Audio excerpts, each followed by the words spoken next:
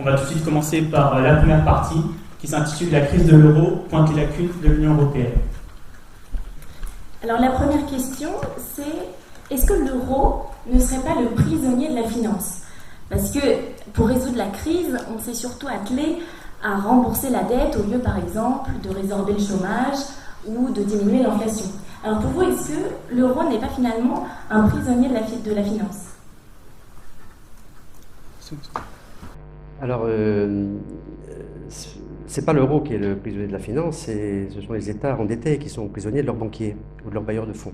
Parce que banquier, c'est encore très réducteur. Quand on a des dettes publiques abyssales, on connaît les montants, enfin 1850 milliards d'euros pour la France. L'Allemagne d'ailleurs a autant de dettes et elle va beaucoup mieux. Donc la dette n'est pas uniquement le problème. Mais lorsqu'on a énormément de dettes, qu'il faut peu ou prou la rembourser, on a des bailleurs de fonds. Ces bailleurs de fonds, c'est tous les marchés financiers du monde, c'est le petit fonds de pension américain, etc., qui dans son assurance vie a une part qui abonde l'euro, comme nous, dans une part d'assurance vie, on peut avoir une part qui abonde. Ça s'appelle la mondialisation et pas que financière, bien sûr, aussi économique et sociale. Donc on est toujours tributaire de ce qui nous prête. On aura l'occasion tout à l'heure de revenir sur les relations franco-allemandes et les débats parfois assez germanophobes que j'entends. Il ne faut jamais injurier nos bailleurs de fonds. Ça peut toujours servir un jour, voir les relations. C'est prévu d'être traité selon votre plan de route aujourd'hui, voir aussi les relations entre l'Allemagne et la Grèce. Donc, mais je voudrais d'entrée de jeu m'inscrire en faux sur au moins un concept. Je sais que je travaille beaucoup là-dessus. Maintenant, le pli est pris c'est parti de certains politiques, c'est parti de certains médias. Certains médias, on peut comprendre, c'est réducteur. Souvent, on a besoin de titres courts. La crise de l'euro. S'il y a bien une crise qui n'est pas, c'est la crise de l'euro. Alors, l'euro sera peut-être victime si les États ne se mettent pas d'accord pour plus d'intégration, etc. J'aurai sûrement l'occasion d'y revenir. Mais en tout cas, il n'y a pas de crise monétaire. Il n'y a pas de crise monétaire, il y a une crise budgétaire, il y a une crise financière, il y a une crise surtout de gouvernance économique et même politique européenne, à l'évidence, d'où une crise de confiance, et pas que dans les marchés, auprès des marchés. Il y a une crise aussi de la société humaine que constitue cette Union européenne de 500 millions de personnes, qui évidemment s'inquiète avec des taux de chômage abyssaux dans l'Europe du Sud.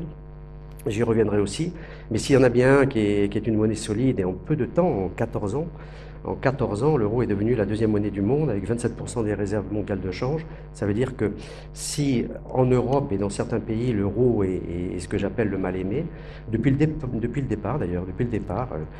j'ai mis en place, contribué à mettre en place cette monnaie unique de très près.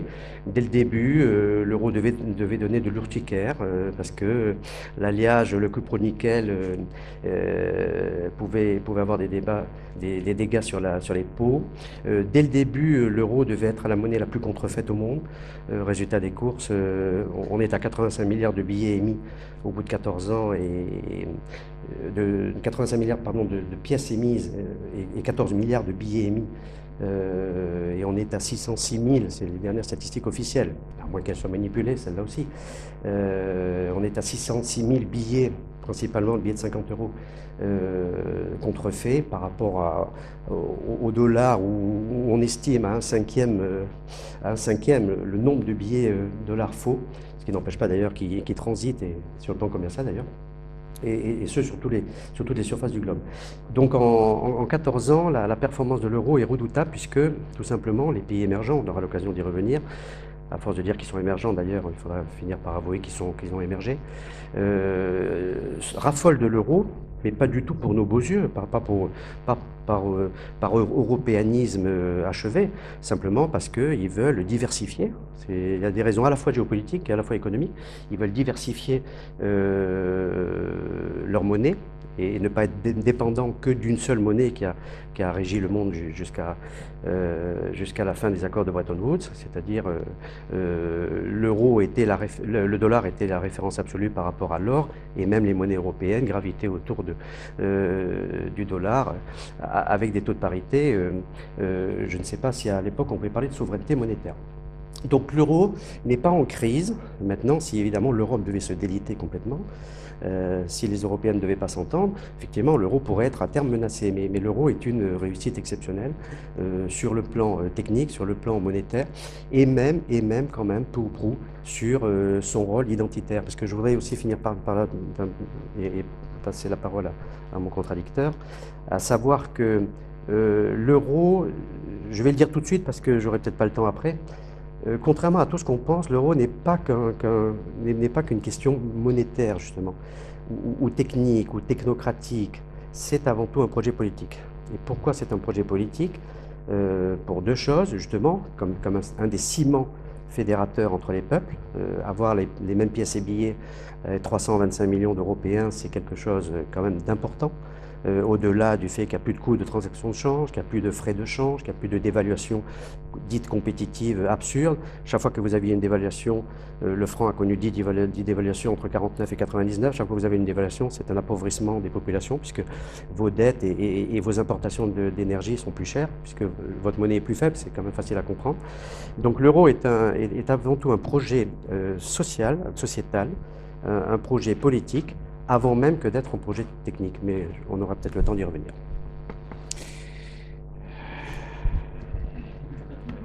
Il est assez extraordinaire d'entendre un tel discours, alors que tout s'effondre sur le continent européen et que, par exemple, en Grèce, il y a 64% de taux de chômage chez moins de 25 ans, et qu'on s'oriente en Grèce ou en Espagne vers 30% de taux de chômage officiel de la population générale.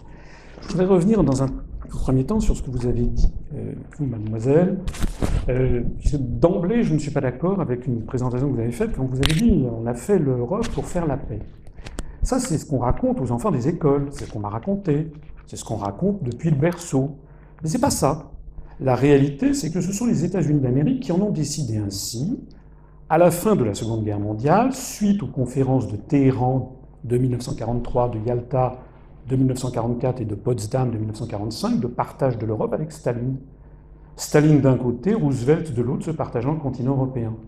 Staline a mis la main sur les pays de l'Est avec des coups d'État parce qu'ils ne faisaient pas dans la dentelle, et de surcroît, c'était des pays qui n'avaient pas une grande tradition démocratique. Les États-Unis, c'était plus compliqué, parce qu'il fallait mettre la main sur les pays d'Europe de l'Ouest, qui, eux, avaient une tradition démocratique assez avérée, et de surcroît, des pays comme la France ou l'Italie, où il y avait un fort parti communiste qui était, lui, informé et piloté par Moscou, donc par, justement, l'adversaire géostratégique des États-Unis. Donc la construction européenne n'a pas été... Elle a été présentée aux populations comme un objectif de faire la paix, mais ça a été d'emblée l'objectif d'assurer ce que les géopoliticiens appellent un glacis géopolitique. Et cette construction est toujours un glacis géopolitique américain. Et on nous dit qu'il y a la paix. Je suis désolé, non, nous ne sommes pas en paix. Allez dire, par exemple, aux Libyens, aux Syriens, aux Afghans que l'Europe c'est la paix, ou aux Irakiens. Allez dire aussi à toutes les populations d'Europe du Sud, ou même à la France, que nous sommes en paix. Le président Mitterrand, après 14 années passées à l'Élysée, avait dit la France est en guerre et les Français ne le savent pas. Pas moi qui l'ai dit. C'est dans le livre Le Dernier Mitterrand, des confidences avec Georges-Marc Benamou, journaliste au Nouvel Observateur, Paris-Chéplon, en 1997. La France est en guerre et les Français ne le savent pas. Ah! Il faudrait donc se poser la question de savoir, nous sommes au 3e millénaire. C'est quoi une guerre au 3e millénaire? Il y a dans la périphérie des empires des guerres de tradition classique, si j'ose dire. On bombarde les villageois afghans, on bombarde les Libyens. Mais entre les grandes puissances du monde occidental, il n'y a plus de la guerre. Et ça n'est pas du tout les directives sur le beurre de cacao de Bruxelles qui y est pour quelque chose. C'est pas comme ça que les choses se passent. Désormais, les guerres du 3e millénaire sont des guerres qui sont fondées sur ce qu'on appelle le soft power, c'est-à-dire des guerres de l'information, des guerres qui visent à changer l'état d'esprit des gens. Il s'agit de transformer les Français en Américains. D'ailleurs, notre mouvement politique a lancé une pétition pour s'opposer au projet de loi actuellement en cours du gouvernement qui voudrait autoriser des établissements d'enseignement supérieur en France à faire obligatoirement, exclusivement, entièrement tous leurs cours en américain. On n'est pas contre le fait que les gens apprennent l'anglais. D'ailleurs, moi, j'aimerais que les gens apprennent aussi le japonais, que je parle un peu, le chinois, le russe, l'espagnol, le portugais, l'hindi, les grandes langues du monde. Et là, on est dans un phénomène qui est tout à fait différent, qui est un phénomène non pas de mondialisation, mais d'américanisation. Alors, c'est dans ce contexte-là qu'il faut replacer maintenant l'affaire de l'euro. Nous savons, et je vous renvoie à un article du Daily Telegraph du 19 septembre 2000 du journaliste Ambrose Evans Pritchard, nous savons des documents déclassifiés, secrets d'État de l'administration américaine, du département d'État, que dès 1965, le département d'État américain avait demandé à Robert Marjolin, vice-président de la CEE de l'époque, d'aller vers la constitution d'une monnaie européenne. Ce sont les Américains qui le veulent. Ce sont les Américains qui, en ce moment, continuellement, viennent en Europe pour empêcher l'explosion de l'euro. Les Allemands veulent sortir de l'euro. Tout le monde veut sortir de l'euro. Ce sont les Américains qui sont derrière. Monsieur Timothy Geithner, secrétaire d'État, secrétaire aux finances du gouvernement américain, s'est invité, par exemple, à Wrocław, en Pologne, à la fin 2011, pour taper du poing sur la table. Vous avez une haut fonctionnaire qui est d'une femme qui est du département américain, j'en parle dans une de mes conférences, qui vient à peu près tous les mois, secrètement. En France, c'est pas moi qui l'ai dit, d'ailleurs, ça traîne, il suffit d'aller voir ma conférence, je vous verrai toutes les références, qui vient, qui s'invite pour aller voir les dirigeants des pays d'Europe, et à commencer par l'Allemagne, pour leur imposer de rester dans cette monnaie absurde. C'est de ça qu'il s'agit.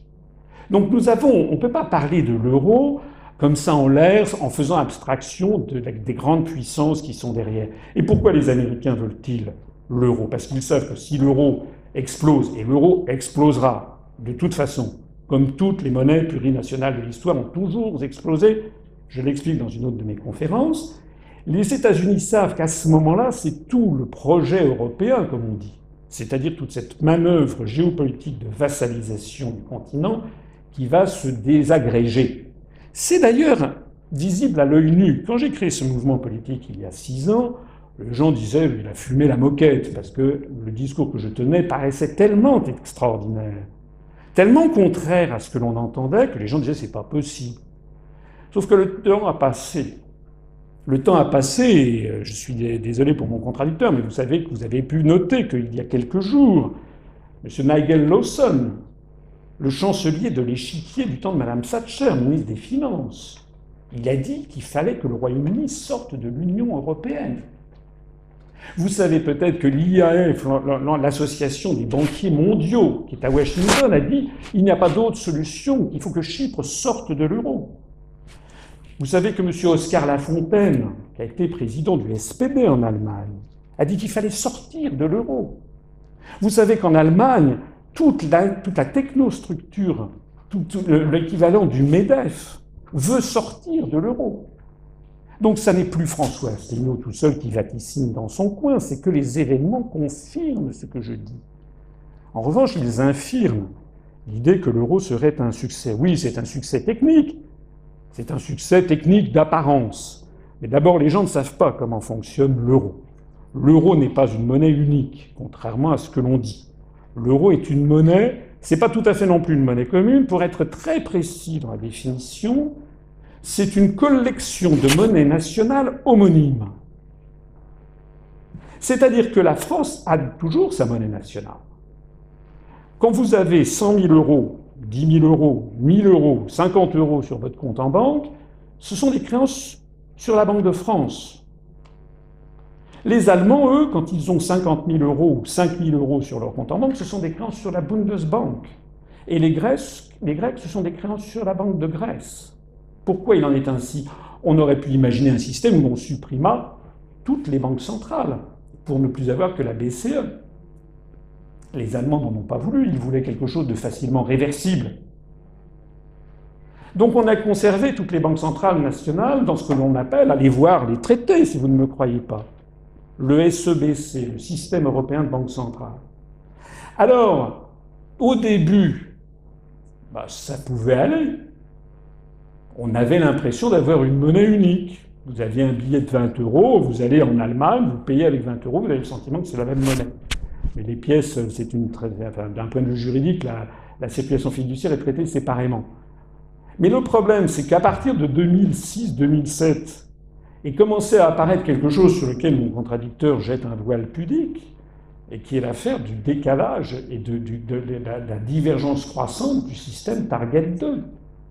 C'est-à-dire que de plus en plus, les entreprises des pays du Sud ou les grandes fortunes des pays du Sud, prenant peur sur la solidité des banques centrales nationales des pays du Sud, eh bien, ils font quoi? Eh bien, ils transfèrent leurs avoirs, comme ils en ont parfaitement le droit dans le cadre du libre marché européen et de la libre installation, ils ouvrent des comptes bancaires en Allemagne. Donc, vous transférez 100 000 € de la banque du Pirée à Athènes, vous les transférez à la banque de la Dresdner Bank de Berlin. Sauf qu'en passage, les 100 000 € que vous aviez de créances sur la Banque de Grèce, la Banque centrale de Grèce, deviennent 100 000 € de créances sur la Bundesbank. Or, comme tout le monde anticipe qu'au moment de l'explosion de l'euro, l'euro devrait grimper environ de 20% par rapport au cours pivot actuel vis-à-vis du dollar, alors que la nouvelle drachme perdrait 20%, ce phénomène s'auto-entretient. Et nous avons une divergence phénoménale. C'est pas pour rien que la police fédérale allemande a débarqué un petit matin de 2007 à la Banque centrale européenne à Francfort en disant « on a des informations, là c'est quoi exactement ce système Target 2 ?» On n'en parle jamais dans la presse française. Actuellement, les Allemands se sont ramassés 750 milliards d'euros en provenance des pays du Sud, qui sont autant de créances pourries sur les banques centrales nationales des pays du Sud. Donc tout le monde est perdant dans ce système, et les Allemands les Allemands, ce qu'ils craignent, c'est que tout l'échafaudage leur retombe dessus. D'ailleurs, il y a l'un des grands patrons allemands qui a dit « ça risque de nous coûter de cette petite blague 1000 milliards d'euros ». 80% des Allemands veulent sortir de l'euro aujourd'hui, à peu près d'après les sondages. Donc, les Allemands veulent sortir, les Américains tapent du poing sur la table pour qu'il n'en soit pas ainsi, pour les raisons que j'évoquais tout à l'heure. Résultat des courses, qui payent commande. Donc, les Allemands imposent au reste des pays d'Europe leur mode de vie, ce qui fait que, parce que l'euro, c'est perçu par les pays que citait mon contradicteur comme une espèce de Deutsche Mark bis. Donc les Allemands sont contraints par les événements d'imposer le mode de vie, le mode sociétal, si j'ose dire, aux pays du Sud qui d'abord n'en veulent pas et d'autre part ne le peuvent pas. Parce que nous n'avons pas la même structure économique que l'Allemagne. Nous n'avons pas les mêmes produits que les Allemands. C'est ça le problème. Et mon contradicteur, j'en aurais fini parce que je ne veux pas monopoliser à mon tour la parole, mon contradicteur disait, on en a fini des dévaluations compétitives. Mais c'est tout le drame, il est là, justement. Pourquoi y avait-il des dévaluations? Vous avez bien voulu dire que le franc s'était déprécié de 1949 à 1990 par rapport au Deutschmark. C'est exact. Mais est-ce que vous vous rendez compte que c'est exactement la période qu'on a appelée les 30 Glorieuses?